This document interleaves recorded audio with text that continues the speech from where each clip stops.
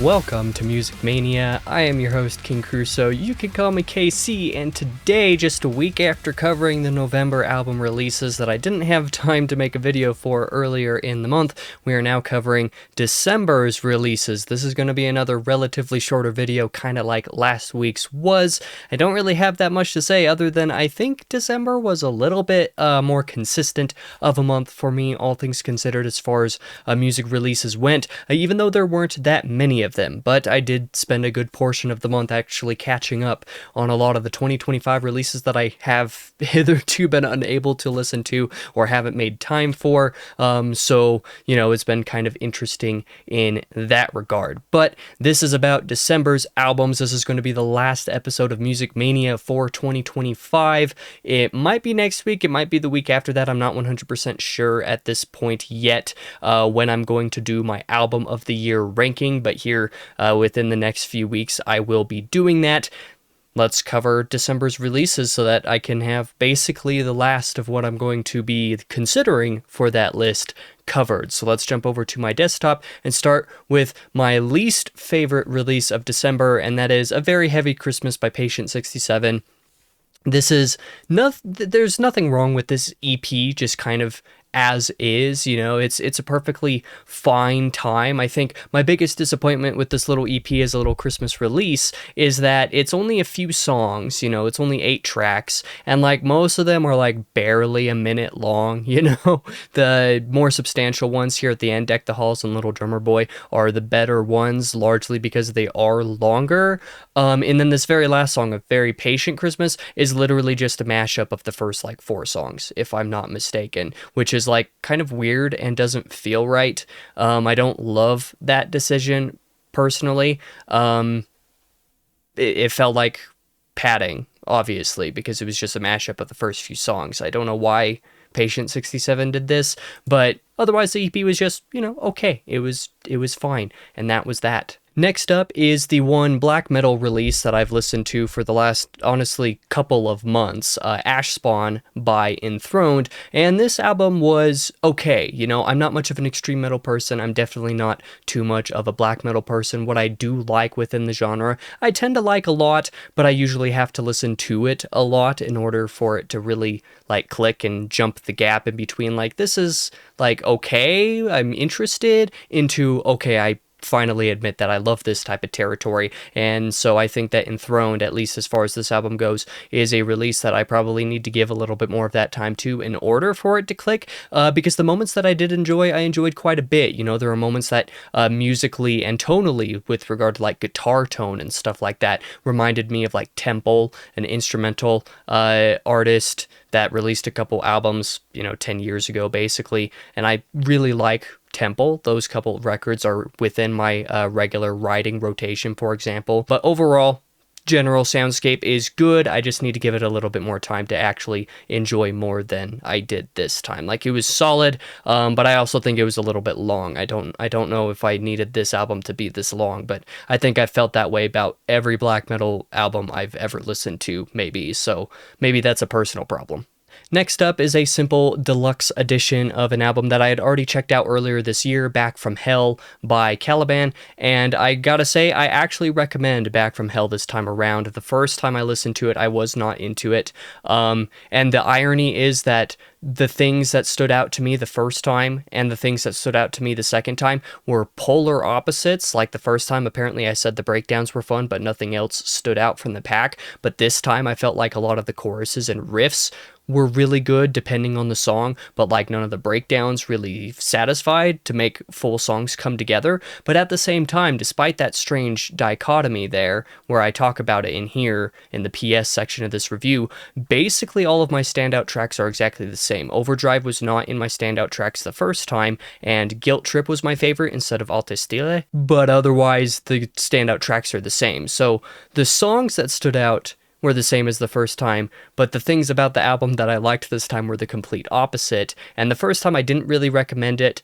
and couldn't really figure out why I didn't recommend it. This time I sort of do, but like also acknowledge where it has some weaknesses. It's a really weird dichotomy of how I feel about Back from Hell. Like, it's good, But at the same time, giving this album a second chance and deciding that I do actually like it and understanding what I do and don't like it more fully this time, I can safely say just check out the standard edition. The standard edition is better because the deluxe version, you know, it has a couple like live tracks and stuff at the very end that are just kind of whatever. I don't tend to listen to live tracks, so I didn't listen to these. And the 3 bonus tracks that aren't on the standard edition are easily the 3 weakest songs on the entire record. So if you are going to listen to Back from Hell, just do the standard edition. You don't need the deluxe version. Next up is an album that I also need to listen to some more before I know 100% how I feel about it. On a flight back home from a trip across the country about halfway through the month, I listened to Olympus Lenticular's newest album, Summit of Agony, which was basically a surprise drop. I don't think he even released any singles for this. I think he just announced that something was coming and then like a few days later dropped the album. Maybe there was a single in there, but I don't remember. I just remember that this release was more or less a surprise, and I enjoy Olympus Lenticular. Definitely just that instrumental gent stuff that's pretty fun with a little bit of like Thal-tinged influence as well. That's good. It's solid. I enjoy it. Using it as instrumental music for writing and stuff like that is always something that I really enjoy doing, but Summit of Agony is one that I need to listen to more before I actually know how I feel. Like I said, that's because I was very distracted when I listened to this album. These standout tracks are the only tracks that I remember basically at all, Synthetic Drift being the one that like I was able to pay attention to the whole time and be like, this is really cool. And also interesting and different from the soundscape that these last few albums have been, because the soundscape of this album is the same as the last couple, but just as a whole, I definitely need to listen to this more. And given that I'm going to be doing, starting a new job here in January, that's probably going to afford me plenty of music listening time. Olympus Lenticular is going to be an artist that I go to a little bit earlier in that journey to re-listen to some stuff, and so that I can give this album another chance. I liked it, but I think I'll like it more the more that I listen to it. Next up was another surprise drop, being the little free update to Clair Obscur Expedition 33 plus the soundtrack that came with it, Verso's Drafts. I mean, if you like Clair Obscur Expedition 33 music, you're going to like this little EP that, you know, adds to it. It's not anything so stand out in that like it doesn't really like expand the soundscape of the soundtrack of Expedition 33 that much, but there are some interesting ideas here that are unique and different, and I'm looking forward to hearing how they come into play in the game, because I have not had time to relaunch the game to actually experience Verso's Drafts yet, but the music was enjoyable, just as all of the Clair Obscur music has been enjoyable outside of a random track or two. But continuing to speak about soundtracks, let's talk about what Blood Cultures did for Skate Story, and this album is great. So the funny thing is, you remember when I talked about, man, what are they called? Olympus Lenticular, that album, listening to on the flight home. On that flight home, I also tried to start listening to Skate Story, Volume 1 by Blood Cultures, but because, you know, I get a lot of different recommendations for random stuff, and I tend to follow a lot of those artists and kind of wait for a new album to come out if I get recommended some of these things. A lot of times I'll have my Spotify new releases, like notifications and stuff happen, and like I'll just listen to whatever's there, whatever new albums are there. Oftentimes there will be artists that are just like, I don't remember following this artist, I don't actually know who this is, let's check this out. And 99% of the time when that happens, it's just another metalcore or deathcore artist or something like that that I had been recommended and hadn't had chance to listen to, who just dropped a new album. So that's what I was expecting this album to be. That's what I was expecting Blood Cultures to be, and based on the name Blood Cultures, you know, that's not too, like, don't blame me for making that assumption, because it's a reasonable assumption to make given my music listening habits. And that was the wrong way to go in. I got through the first couple songs basically, and one of those songs being Empty Lands, which is like 7 minutes. You know, I was like, what in the world is this doing? I thought that the first track, an intro track, was like, you know, going to be what metalcore bands often do, which is like an introduction that like isn't actually what the sound of the album is. But then Empty Lands was like continuing that sort of vibey sound. I'm like, what is going on here? I can't listen to this right now. This isn't what I'm here for. And so I DNF'd the album on my way home. But then I came back to it, just a couple days ago, a couple weeks after my flight home. Now that I remembered, because I had forgotten that this was the soundtrack for the skateboarding game Skate Story that came out recently. I'd forgotten that that's what this was. Once I remembered that and kind of knew what the general soundscape vibe was going to be because of having listened to those first couple tracks, I was like, okay, I'm ready for this, gave it a shot, and I loved it. It's incredible. There's one song on it, Hole in the Sun, that I don't love. I'm just now realizing right now that this version of my review is not actually the final version. I had actually switched up these couple notes at the end, and there was a couple other edits that I'd made to the body of it, but somehow those changes didn't save, so I'm gonna have to fix that again. But anyway, there's one song on this record, Hole in the Sun, that I did not like basically at all, which was unfortunate because it was the one song that differentiates itself from everything else. Maybe that's the reason I disliked it, but outside of that one song, everything about this was just a total vibe. I really enjoyed it. It's hard to describe what that vibe actually is. I don't really have the vocabulary to describe that, but if you listen to basically just Empty Lands, which is the longest song on the record, if you listen to that, you have a very good idea of what most of the album is doing, and I really liked that once I actually knew what it was. So, I recommend this, but if you're somebody who listens to a lot of the same music that I do and you don't listen to this kind of stuff, just be aware that you're getting into something different. Become familiar with what that is before you actually, write it off, because I very nearly wrote this off having no idea what it was. So, yeah. Anyway, moving on to another EP by Alex Chichikilo this year. This is his third one that he's done this year, which is starting to get a little bit suspicious, I'm not gonna lie. But for what it is, being instrumental metalcore style stuff, Nothing is the best one of his releases so far this year, I think. It is the most consistent and is the most punchy and doesn't yield any monotonous moments that would bother me. Like, it's not super overproduced. It makes an impact being like 20 minutes long, but it doesn't wear out its welcome by being too much longer than that. So overall, this EP just kind of worked for me sonically. If you're interested in checking out a metalcore style release that doesn't have any vocals, I think that Alex Chichikilo this year has done a pretty good job at doing that thing and doing it pretty interestingly. He's proven some pretty good songwriting competency here, so I recommend this, but not much more to say than that. Next up is a highly anticipated release for me, being Abby Falls' full-length album. There we go. That is that is the actual term that I'm looking for. Life is Just a Temporary Plan. I believe this is the band's first album. They've done a couple EPs prior to this. One of those EPs is labeled as an album on Spotify because it has 4 tracks and all 4 instrumental versions of that track in the same album. So it calls it an album, but really it's just an EP.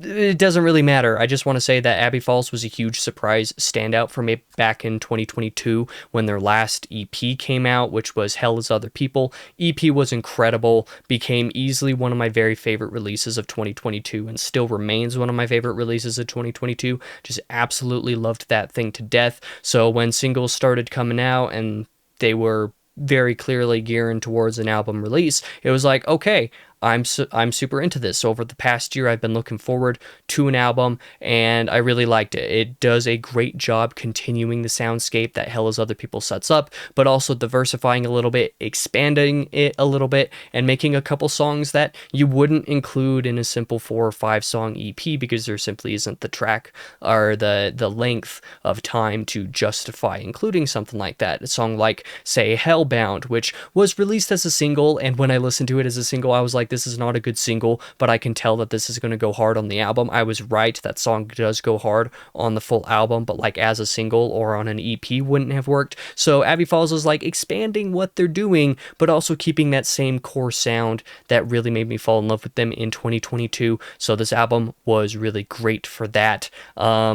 And I enjoyed it. It was really good. It's not one of my favorites of the year, unfortunately. I might have had my expectations a little bit too high, but overall, this thing was really solid, and I definitely really highly recommend it for people who want something distinctly stand out from the crowd in this day and age within deathcore. These guys are doing something that sounds uniquely different from everybody else right now, and I really like that. But now we're going to start off our top 3 with an artist that is not necessarily doing anything super standout or unique. Mortal Reminder released Mortal Reminder 2, which is the sequel to Mortal Reminder from last year, so a couple of self-titled albums here going the Periphery route, it seems. I really liked this album, you know, back the first self-titled that they did in 2024 I thought was solid, but because it wasn't doing anything new, and because I wanted something a little bit new, it didn't really stick out in my brain, but I still remember really liking it. This time around, this not doing anything new is exactly what I needed when I actually listened to the record. Sometimes you just need something that, like, you basically know what it's doing right from the get-go, and every song doing it solidly. Mortal Reminder 2 does exactly that. I thought this was really fun, really enjoyable, even if it's not the most dynamic or the most unique. Like I said, there are also a couple like interlude tracks in here. There are a few of them, including one that's like an entire 6 minutes long for some reason. I don't think those interludes really needed to exist. You could have had a snappier album that was like as long or maybe even a little bit shorter than last year's record if you hadn't had those interludes that they kind of broke up the pacing a little bit in ways that I wasn't particularly fond of, but as just a way to get into something musically to serve as a distraction from stuff that I had on my mind at the time, this album worked perfectly. So maybe if we're speaking in terms of, like, you know, which album is better, I think Abbey Falls' album might be better than this one just because it is trying some different stuff, but Mortal Reminder 2 just really clicked at the right time and in the right way for me, so I have to rank it a little bit higher personally. Next up is Diamonds to Dust's new record, Echoes of Grace and Strife, which is really competent and really great. I've, up to this point, been unfortunately pretty not following of Diamonds to Dust. I've kind of like known they've existed, but I've never checked them out for some reason, despite being Christian. This is also something that I've experienced more recently with finally checking out like The Fear of God. Pretty recently, that released last year, and then the deluxe version came out earlier this year. It's one of those weird things where it's like, this is metalcore slash more like deathcore in with regard to Diamonds to Dust and Christian. Why in the world am I not listening to this? And so I finally decided to check these guys out with this new album release, and the record slaps. You know, I gotta give these guys some credit for making an album that's like 54 minutes or something like that. That does not feel 50 or 54 minutes. Most of the time, if you're making metalcore or deathcore and you dare to make your album longer than like 40 or 45 minutes these days, you are really overdoing it and don't have enough ideas guaranteed to stretch that time. And somehow Diamonds to Dust managed to make every song different here. I never felt like I was listening to the same song more than once. So the fact that they managed to hold that attention and not make me feel like they were overdoing anything with regard to just the general songwriting on here for a record as long as this is, huge kudos to that. But also, I just thought it was great. You don't even have to be Christian or into the lyrical ideals to enjoy this on a musical level. I think it is actually quite enjoyable. So, but now we're going to go on to my actual album of the month, my favorite release from December. This was that, until an album that kind of randomly came onto my radar because of a random Facebook recommendation actually managed to overtake it. And that is Where Hope Goes to Die by Despite Exile, a record that was not on my radar at all until just a couple of days ago, basically. And this was great. I really, really liked this. This band describes themselves, at least on Spotify, as post-deathcore, which might be the first time that I've heard of post-deathcore specifically. So, like, I don't know how true that is, but I kind of get what they're going for. There's a lot about this record that is like, yeah, this is deathcore, but there's also a lot of, like, classic metalcore, you know, flavor coming in there, and the way that the band manages to combine those ideas works so brilliantly. I don't know why this specific sound isn't done a little bit more. Like, it just does all of the things about deathcore, especially, like, you know, deathcore from 10 years ago, say, that I really do enjoy, actually, but mixes it with a realm of metalcore that I don't tend to, like, love. but uses those elements together in ways that like make sense, because there's some metalcore that is like heavy enough and uses unclean vocals enough that's just like, you know, this is like borderline deathcore, but it's not really that yet. This is like an example of something like if you wanted August Burns Red, for example, to like go the extra step and just be like full on deathcore rather than just metalcore.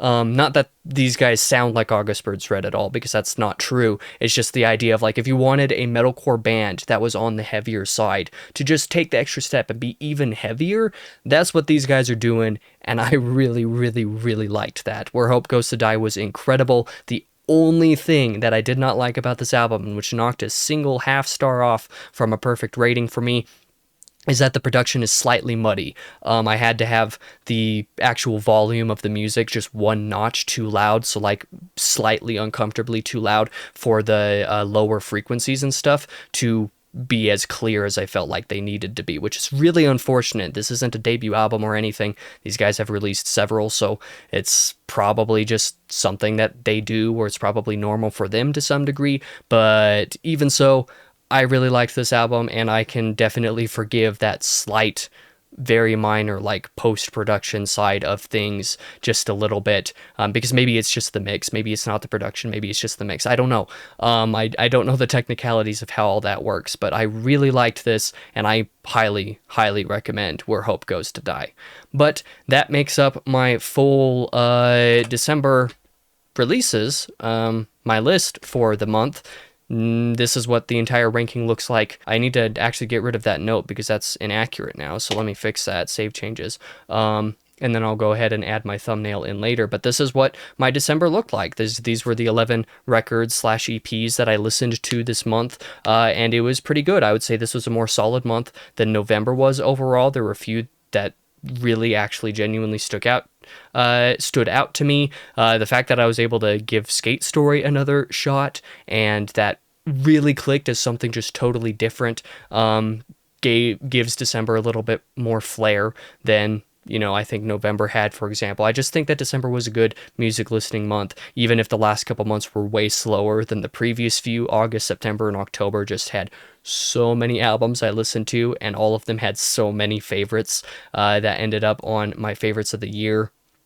So, you know, December was good, all in all. That's what I'm trying to say. But that's going to be the end of this video. Thank you for checking out another episode of Music Mania. I will be back, like I said, hopefully in a couple of weeks or so with my actual album of the year list. I'm going to be going ahead and updating that. My music board lists have like my top 15 favorite EPs of the year and my top 25 albums. But the problem is that I've listened now to like 50 EPs this year and like 175 albums. So I'm probably going to expand those lists a little bit and spend some time like actually including more stuff and really finalizing my actual lists so that I can make that video a little bit later. So we're going to give that a shot here in a couple of weeks.